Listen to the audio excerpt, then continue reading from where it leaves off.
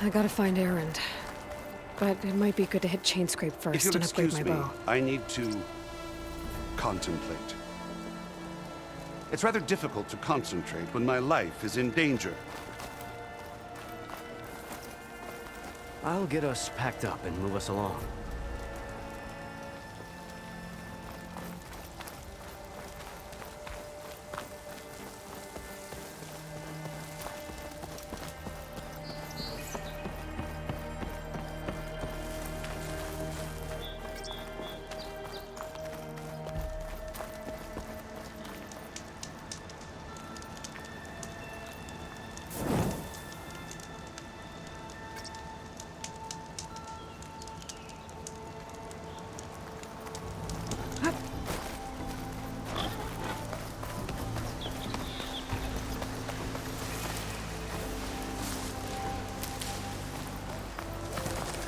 Those machines must have torn through this camp.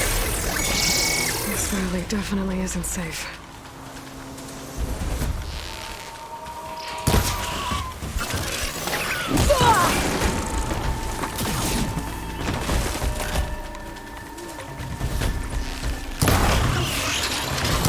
Think fast.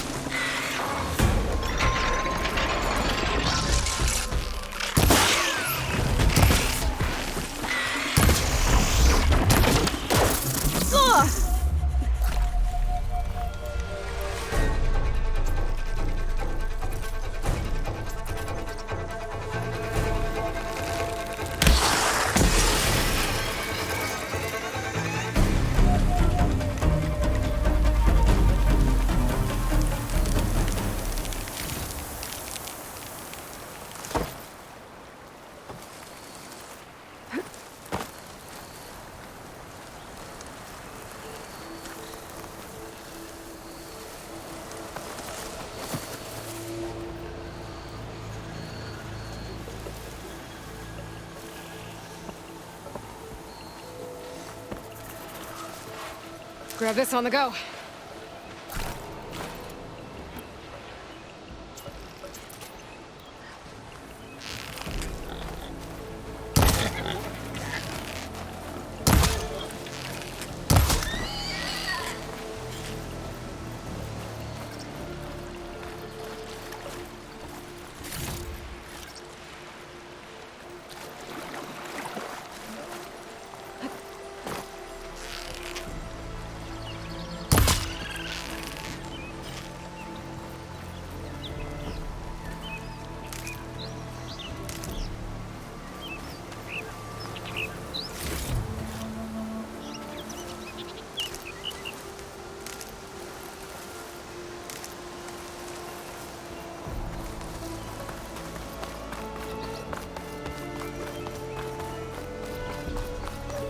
Dead machine. It must be up this back.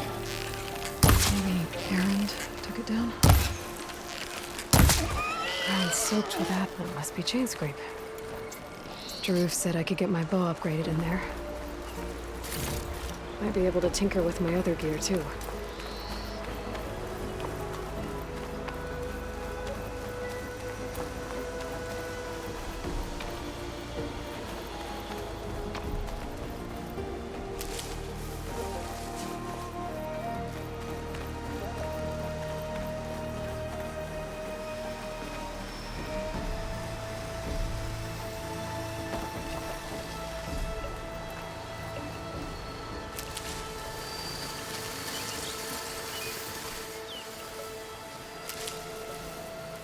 Cauldrons could teach me how to override these machines.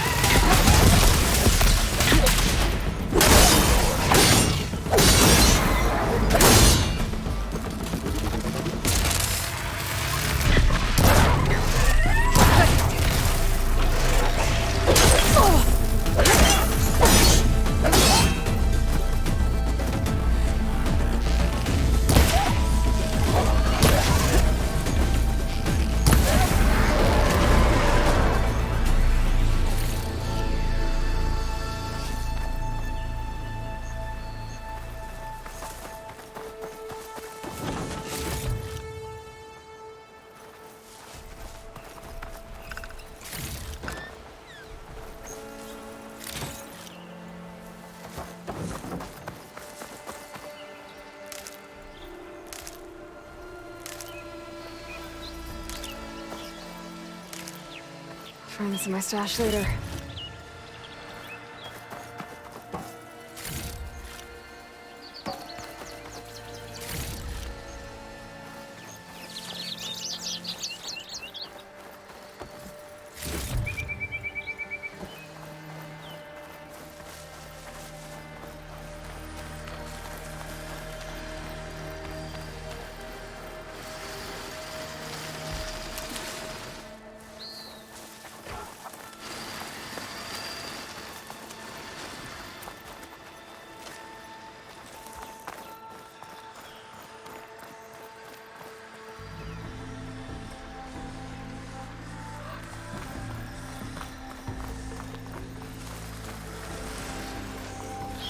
Where are you off to?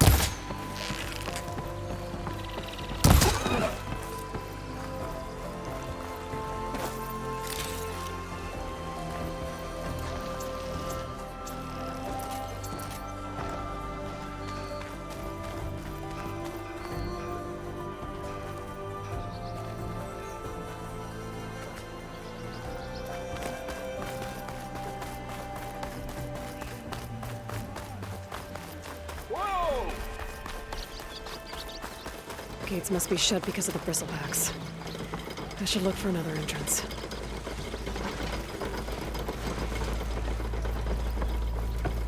Looks like this gate's shut too. There has to be one that's open.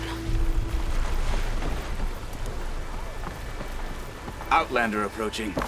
Is that the savior? Wanna come in, Savior?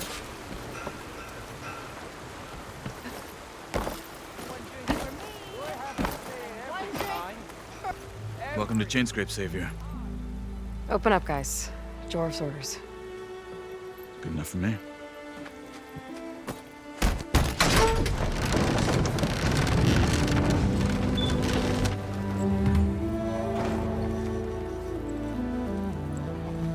By the Forge.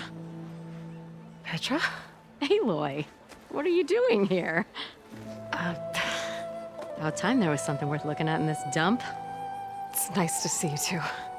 And not a moment too soon. Come on.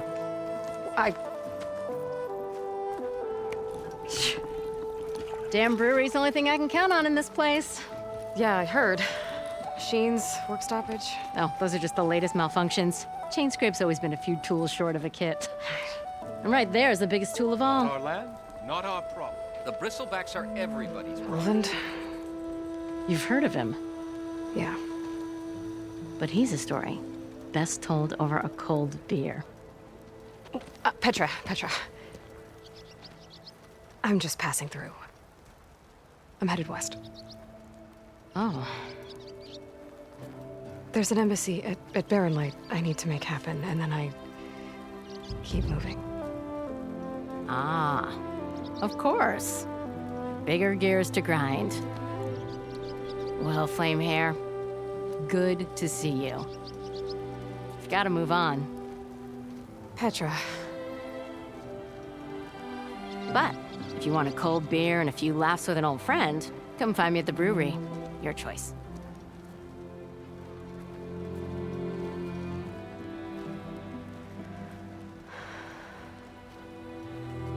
Well, this Olwen guy sounds like trouble.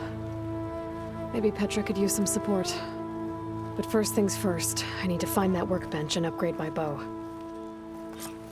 Never met a beer I didn't or couldn't finish.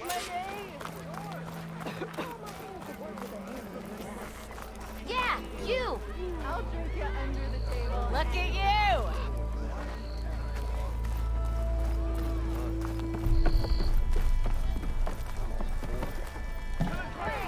The best delvers around!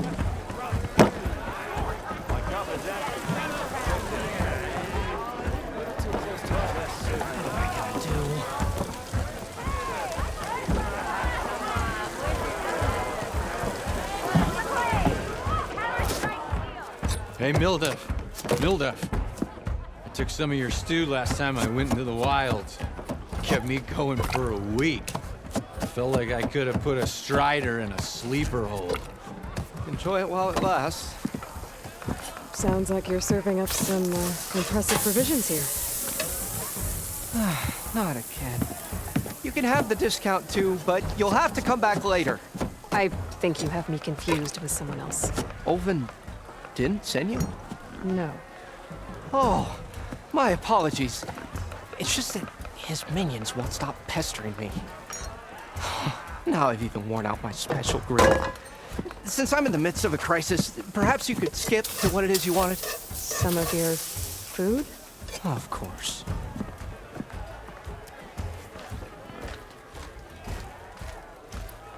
Are Ulvin's people causing you problems? Oh, yeah. They constantly demand my best, but the equipment I need to make my signature dishes isn't built for batch cooking. And don't get me started on the Ulvin discount they feel so entitled to. And if you refuse? I make meals. No trouble. How did you end up in Chainscrape? Heard about a new and upcoming town at the edge of the frontier. Where there's a town, there's a tavern. I was in need of work. So I got myself out here and started cooking. Some of these people had never tasted proper boars and berries stew before. Anyway, next thing I knew, people kept coming back. Guess they like my food. Or the ale. Your last customer mentioned your cooking really kept him going out in the wild. Where I'm headed, I could use some of that. I would be happy to oblige, especially since you have the decency to ask pleasantly. But my special groove griddle is no more. Without it, I can't cook any of my signature dishes. I hate to think what'll happen when I'm forced to refuse Olvin or his goons. Even if I already had the right ingredients, there's nothing I can do. Unless you can source me a temporary replacement? What do you need? For the ingredients, a few pieces of decent wild meat, and I'd say a big handful of bitter leaf stems. That'll do. As for the griddle, a corrugated metal panel might suffice until I can have a new one forged. You'd likely find one in a scrounger pile, if you follow the river to the northeast. Don't worry, I'll clean it first. You'll have no issue finding boars and bitter leaf on your way. Assuming you're as much a hunter-gatherer as your clothing suggests. Thanks, Mildef. I'll keep an eye out. So that's what gratitude sounds like. And don't let anyone push you around, okay? If you say so.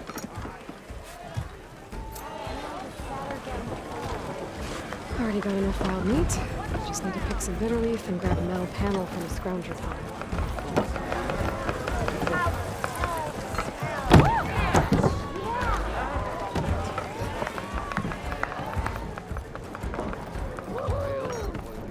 Aloy, change your mind. Come to revel in some strike, sister? Let me set the board. I was just passing by. First timer, huh? Don't worry about it. I'll go easy on you. You got any pieces? No. Well, aren't you in luck then? I got an extra set, a Tanakh original straight out of the Forbidden West. Sit. I'll run you through it in a hot spark. I'll give you something special if you win it on my boards, too.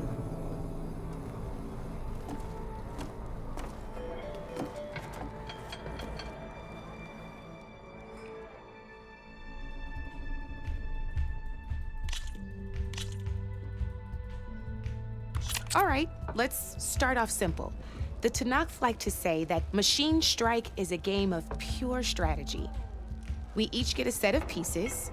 Each piece represents a kind of machine, and each machine is worth a different number of victory points. And to win the game, you'll need to gain 7 victory points by destroying the opponent's machines. It can be tricky remembering the details of every machine, so we use these notes to keep track of them. You see that number on the top right corner? That there is how many victory points you'll get for destroying that machine. Notes also tell you how far a piece can move, how powerful their attacks are, the distance they can strike from, and of course, their health. Okay, that's enough for now. Let's just play. I'll explain the rest as we go. I own the board, so I get to choose who goes first. Since this is your first time, I'll let you go. Usually you get to choose which pieces to set on the board, but this will do for now. Pick up that machine piece to your right, and move it forward. And remember, each machine can only move a certain distance. Take a look at your notes if you need a reminder. Easy enough, huh? Now, you get to move 2 machines each round, so go ahead and pick a second machine. Move the piece on your left, Red. Gotta move that machine forward.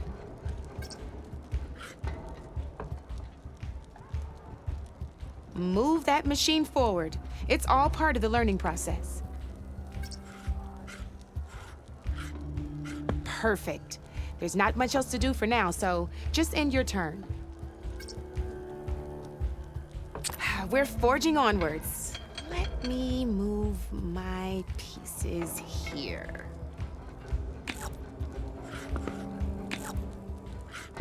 And we're back to you. This time, why don't you try attacking one of my pieces? Try with that machine on your right first. Now move the piece close. When performing an attack, a machine's combat power is a combination of the terrain your machine is standing on and its own attack power. This board only has grassland terrain, which has no effect on a machine's combat power. And your current machine has 2 points of attack power. So in total, your machine's combat power equals 2 points. Since my machine isn't the one attacking, it has 0 points of attack power. And just like your machine, it's not affected by grassland terrain. So right now, the difference in combat power between the 2 machines is 2 points. This means your machine can do 2 points of damage to my machine. Did you get all that?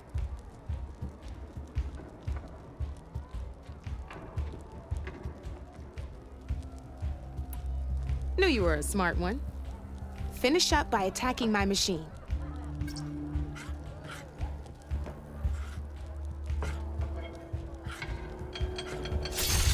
Not pulling any punches, huh?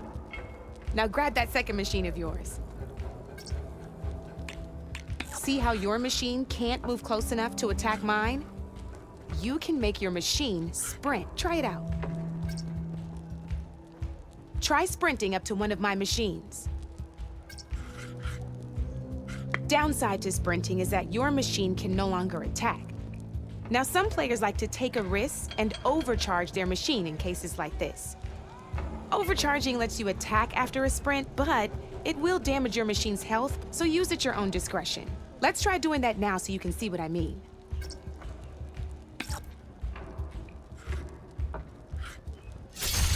That's about it for your turn then. Now, I'll let you in on a neat trick. That machine of yours, the one closest to me, grab a hold of it. Same as in the wilds, machines have both armored points and weak points. You can see them marked on the pieces. Blue shows where their armor is thickest. Hit them there and you'll do some damage, but not a lot. Now, red shows the machine's weak point. Here, let me show you. Now let that machine have it.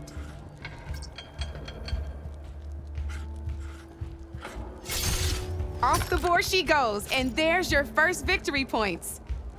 You don't have 7 of them yet, so let's keep going.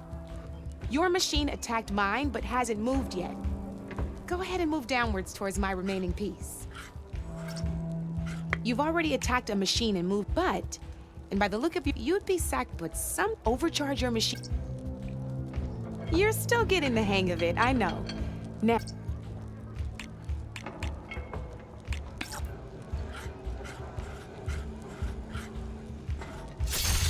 ain't that a thrill? Now, because your machine was knocked out at the same time as mine, we both get the victory points our machines are worth. Good news is, Since you're the one attacking, you're gonna receive your victory points before I do. Which means you can reach the coveted 7 victory points first. That's why sometimes losing a piece can be the best way to end it now. You'll notice but you did destroy. That means you're the winner. That wasn't so hard, was it? Just remember to always check for the best terrain to attack from. You'd be surprised the advantage you can gain over an opponent like that. To the claim! I know it saved my behind in a game or two. I'll try and remember that. Oh, before I forget, these are all my spare pieces. I want the Savior of Meridian to have them. It's a small set to be sure, but it should be enough to get you in on any strike games you find out there. You might even fancy looking out for them strike carvers. They've got all kinds of unique pieces that can turn a game in your favor, though they'll need the right materials to craft you one. Or you might find them in the wilds if you're lucky. I know I've lost my fair share of pieces after a night of machine hunting or brew hopping. No need to thank me. Always a pleasure to help out new strike players. Now, if you feel like playing a real game, I've got plenty of other boards. I could even teach you a few more tricks if you're up for it. Thanks. I'll think about it.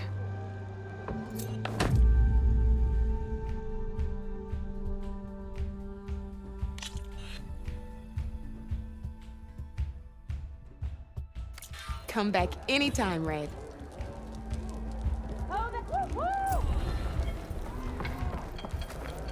Come for that beer after all, eh? Here, sit down. Get a pint in her hand. Wasn't expecting you to swing by. Since when do I do what's expected? There's that spark. Fire and spit. Fire and spit.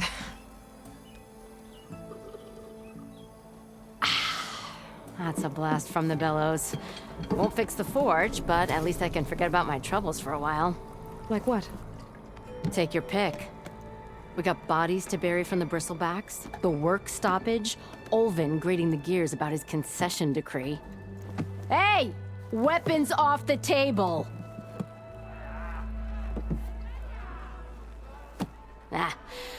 Don't listen to me. Nothing a cold brew and knocking some heads together can't fix eventually.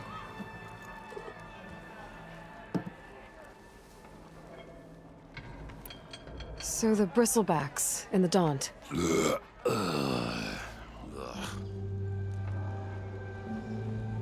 Where did they come from? That's the thing. No one rightly knows. They just showed up one day, rampaging around the valley like they exploded out of a forge. Lost some good people. But I heard talk of some vanguards trying to take them down. Did they come through here? Stopped by briefly for supplies. Olvind was none too pleased. Won't be able to crank it to his advantage once the bristlebacks are gone. But how could bristlebacks and the Daunt help Olvind? 2 words. Concession decree. Since no one knows where the bristlebacks came from, Olvind has taken to blaming the Carja for them. He's hoping to dig up enough old resentments to get a strike going until the concession's signed. This is just his latest attempt. He's been trying to rile up the workers since the day he rolled into town. And people actually believe him? Lots of folks suffered at the hands of the Mad King during the Red Raids. Give him half a reason, they'll blame the Carja for anything. Damn Carja slavers. I thought you'd be back in Freeheap. Well, after the big battle at Meridian, I went back, but realized it was running smooth. Didn't need me. Heard about the rebuilding out at Barren Light. Figured they could use another hammer. Been scraping by ever since. You could always leave. And go back east? Nah. I ain't one to leave a lit forge. Besides, someone's gotta be a squeaky wheel for the workers around here.